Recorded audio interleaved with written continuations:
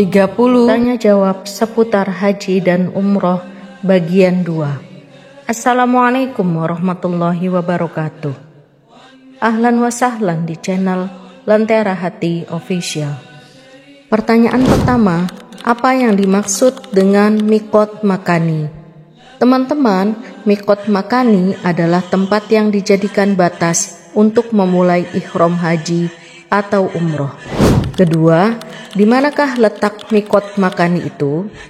Miqat makani ada 5 tempat, yaitu yang pertama Zulhulaifah atau Bir Ali, tempat miqatnya bagi penduduk Madinah dan yang melewatinya. Kedua, Juhfah, miqatnya penduduk Syam dan yang melewatinya. Yang ketiga, Qarnul Manazil atau As-Sa'il, miqatnya penduduk Najd dan yang melewatinya. Yang keempat, Yalamlam, yaitu miqatnya penduduk Yaman dan yang melewatinya. Dan yang kelima, Zatu Irqin, miqatnya penduduk Irak dan yang melewatinya. Tempat-tempat tersebut telah ditetapkan oleh Rasulullah SAW sebagai miqat makani untuk berhaji atau umroh bagi penduduk dan bagi setiap orang yang melewatinya, walaupun bukan termasuk penduduknya. Ketiga, di manakah letak miqat makani jamaah haji Indonesia? Letak miqat makani bagi jemaah haji Indonesia gelombang 1 yang datang dari Madinah adalah Zulhulaifah atau Bir Ali. Sedangkan jemaah haji Indonesia gelombang 2 yang langsung ke Makkah, miqat makaninya adalah di atas udara sejajar dengan Yalamlam atau Qarnul Manazil. Apabila dianggap sulit, dapat dilaksanakan di asrama haji embarkasi atau setelah sampai di Bandar Udara Internasional King Abdul Aziz, Jeddah. Keempat, apakah Tan'im, Ji'ronah, dan Hudaybiyah itu miqat haji? Teman-teman, Tan'im, Ji'ronah, dan Hudaybiyah bukan miqat haji. Ketiganya adalah miqat umroh bagi penduduk Makkah atau bagi orang yang mukim atau tinggal di Makkah, termasuk jamaah haji yang akan melaksanakan umroh. 5. Apa hukumnya jika jamaah haji melewati miqat makani tanpa berihram umroh atau haji karena lupa atau tidak tahu? Teman-teman, apabila jamaah haji melewati miqat makani tanpa ihram umroh atau haji, hukumnya wajib membayar dam isa'ah atau dam kesalahan atau mengambil cara lain, yaitu yang pertama, kembali lagi ke miqat yang dilewati tadi sebelum melaksanakan salah satu kegiatan ibadah umroh atau haji. Yang kedua, mengambil miqat haji yang terdekat dengan tanah haram, bukan Tan'im, Ji'ronah, dan Hudaybiyah, tetapi di Rabigh atau Jeddah. Yang ketiga, berniat ihram dari tempat dia teringat atau menyadari. Cara ini dikenakan dam atau denda, atau istilahnya adalah dam isa'ah. Keenam, apakah hukumnya orang yang sudah ihram dari miqat akan tetapi karena suatu hal terpaksa membatalkan ihramnya? Hukumnya wajib membayar dam dengan memotong seekor kambing. Ketujuh, apa hukumnya membuka kain ihram jamaah haji sakit karena alasan perawatan? Jawabannya boleh karena darurat. Pada saat sudah memungkinkan, wajib mengenakan kembali kain ihramnya tanpa dam dan tidak perlu niat ihram lagi. Apabila tidak memungkinkan memakai kain ihram, boleh melaksanakan hajinya tanpa kain ihram, akan tetapi dikenakan dam atau denda. 8. Apa hukumnya memotong, mencukur rambut, memotong kuku, atau memakai wangi-wangian dalam keadaan ihram?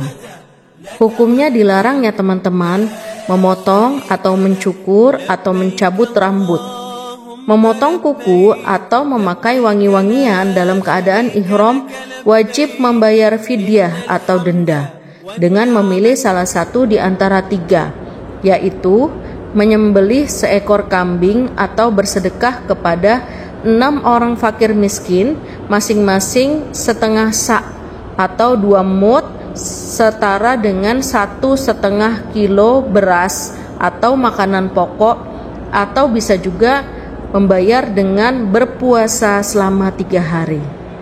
9. Apakah boleh berbicara dengan kata-kata kotor atau keji atau berbuat fasik sewaktu melakukan ibadah haji?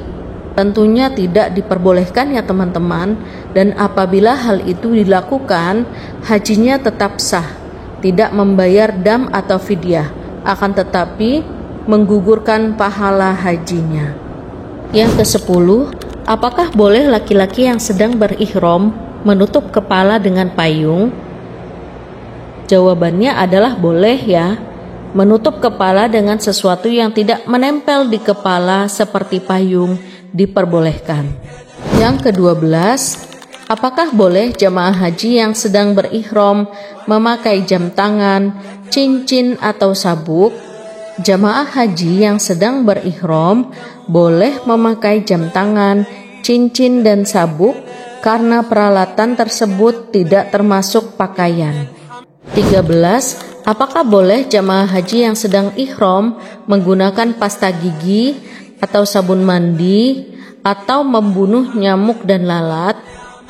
Jawabannya boleh ya teman-teman, dan tidak terkena dam karena bertujuan untuk membersihkan gigi dan merawat kesehatan, tidak untuk wangi-wangian. Demikian juga diperbolehkan membunuh nyamuk, lalat dan binatang lain yang mengganggu. Yang ke-14, apa hukumnya menyisir rambut dalam keadaan ihram? Menyisir rambut dalam keadaan ihram diperbolehkan ya, apabila berkeyakinan tidak akan merontokkan rambutnya, akan tetapi tentu sebaiknya dihindari saja.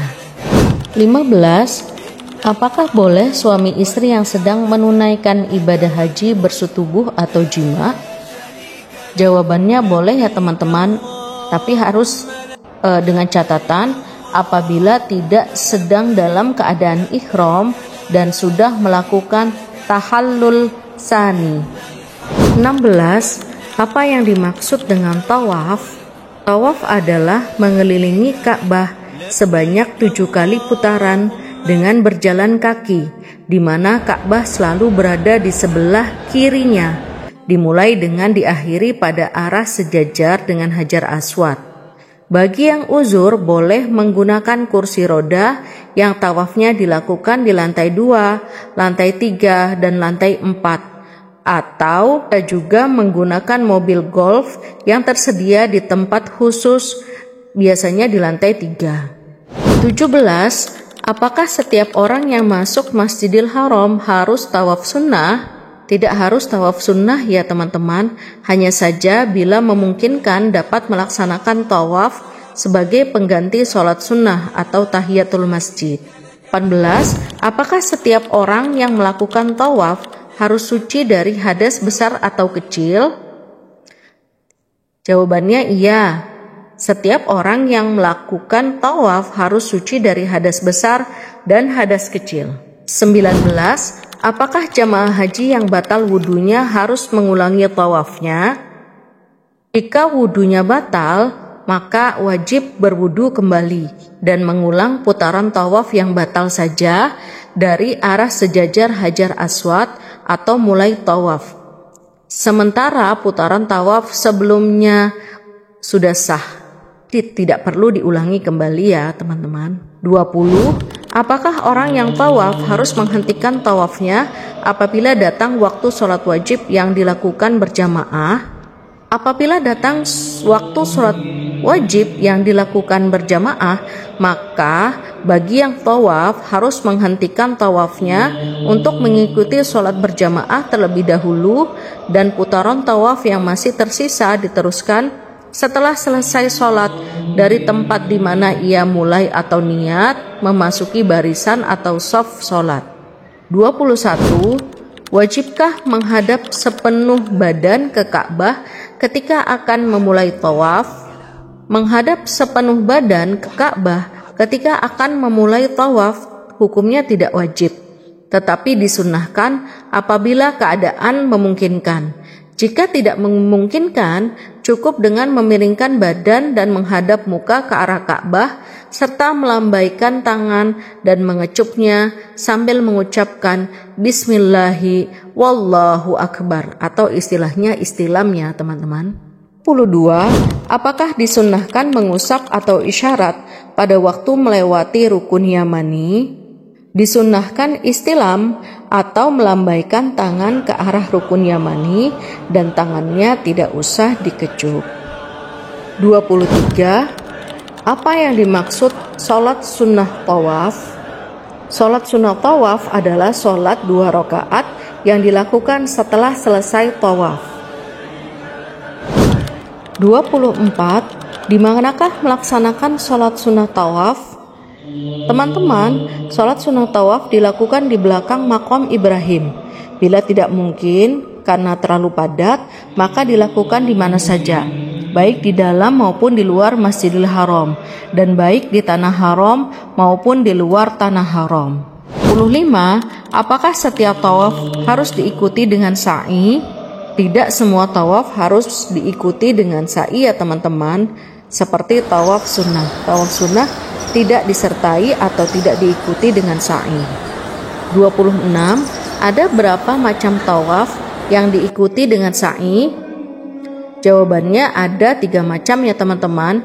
Yang pertama adalah tawaf ifadah, yakni tawaf rukun haji bagi haji tamattu dan bagi haji ifrad atau haji qiran yang belum sa'i setelah waktu tawaf kudum.